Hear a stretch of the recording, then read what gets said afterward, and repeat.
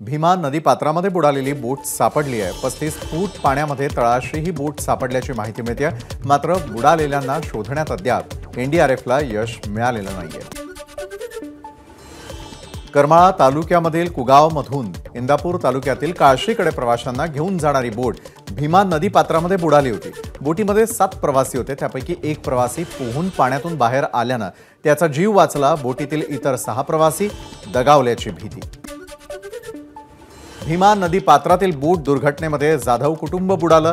झरे तालुक्यामधील करमाळा येथे राहणारं जाधव दाम्पत्य आणि त्यांची 2 लहान मुलं बेपत्ता। आदिनाथ साखर कारखान्याचे माजी अध्यक्ष धनंजय डोंगरे यांचा मुलगा गौरव डोंगरे आणि बोट चालक पाण्यात बेपत्ता। माढ्याचे खासदार रणजितसिंग नाईक निंबाळकरांकडून इंदापुरातील दुर्घटना स्थळाची पाहणी। प्रशासकीय अधिकाऱ्यांकडून घेतला आढावा।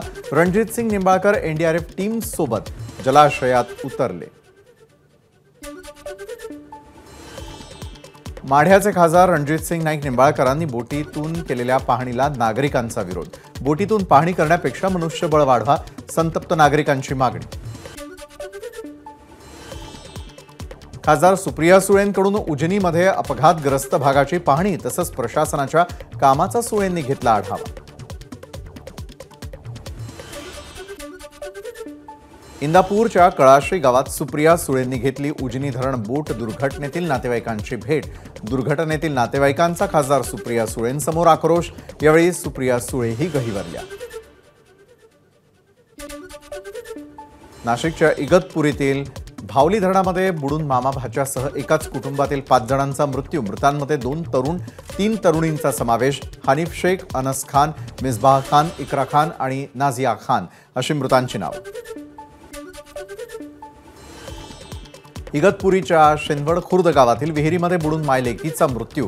विहिरीला कठडा नसल्यानं घडला प्रकार, तर 3 वर्षीय चिमुकलीला वाचवण्यासाठी आई विहिरीत उतरली असता दोघांचाही मृत्यू। पुणे हिट अँड रन प्रकरणी अल्पवयीन तरुणाचे वडील विशाल अगरवालला 3 दिवसांची पोलीस कोठडी। 24 तारखेपर्यंत दिली पोलीस कोठडी। विशाल अगरवाल याच्यासह बारमालक व्यवस्थापक नितेश शेवानी आणि जयेश गावकरे यांना सुद्धा पुणे सत्र न्यायालयानं सुनावली कोठडी। पुण्यामधील कल्याणी नगरमधील अपघाताला कारणीभूत ठरलेल्या अल्पवयीन मुलाला जुवेनाईल कोर्टासमोर केलं हजर। मुलासोबत त्याचं कुटुंबीयही उपस्थित। पुण्यातील अपघातातील गुन्ह्यामध्ये पोलिसांनी 185 कलम वाढवलं। दोन्ही बाजूचा युक्तिवाद संपला। 4:30 वाजता जुवेनाईल कोर्ट देणार होता निर्णय। पुणे अपघात प्रकरणामधील अल्पवयीन मुलाचे वडील विशाल अगरवालवरती शाईफेक करण्याचा प्रयत्न।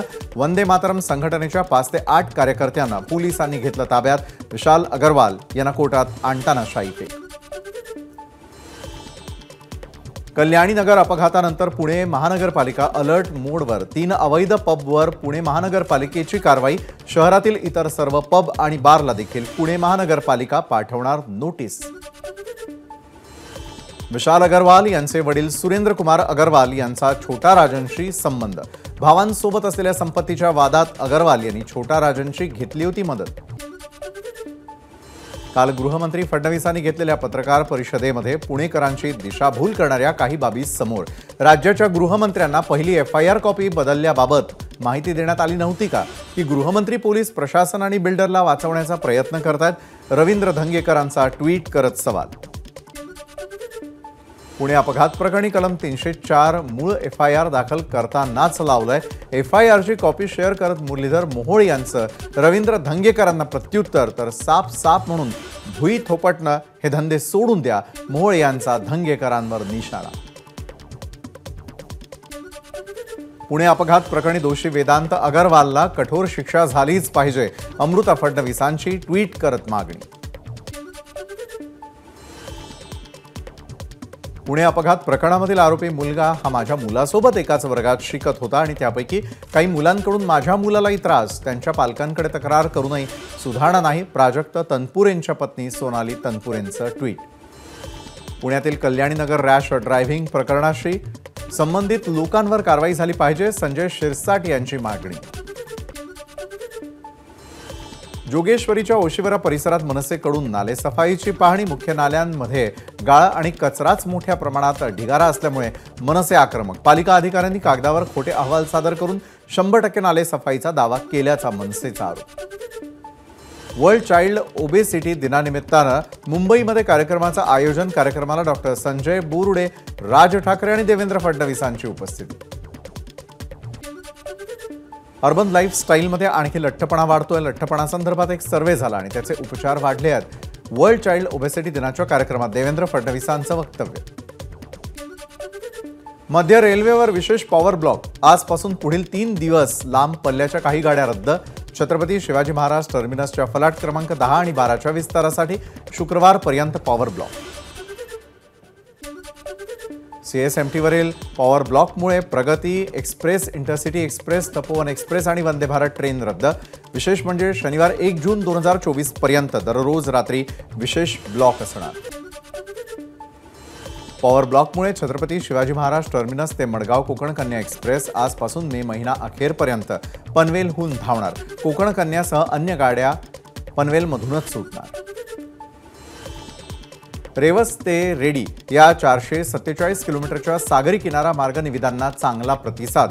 या प्रकल्पाअंतर्गत MSRDCनं रेवस ते कारंजा आणि आगरदांडा ते दिघी अशा 2 खाडी पुलांसाठी तांत्रिक निविदा मागवल्या होत्या. 5 निविदा सादर.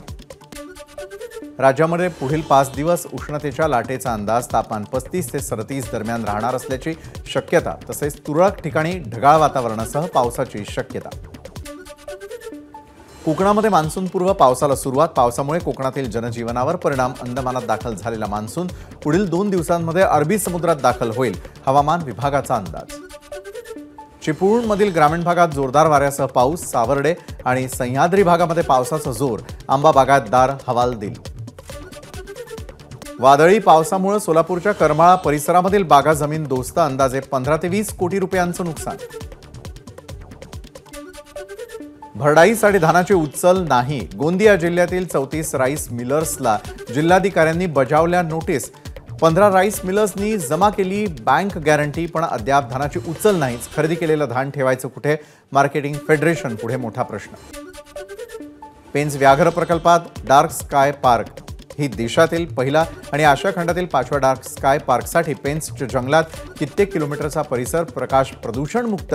वन्यजीव दर्शनाबरोबर रात्री आकाश निरीक्षणही करता येणार. भंडाऱ्यामध्ये व्याघ्र प्रकल्पातील उद्या सकाळची जंगल सफारी रद्द. बुद्ध पौर्णिमेनिमित्तानं जंगलात होणाऱ्या प्राणी गणनेला अडथळा होऊ नये यासाठी खबरदारी. एबीपी माझा, उघडा डोळे बघा नीट.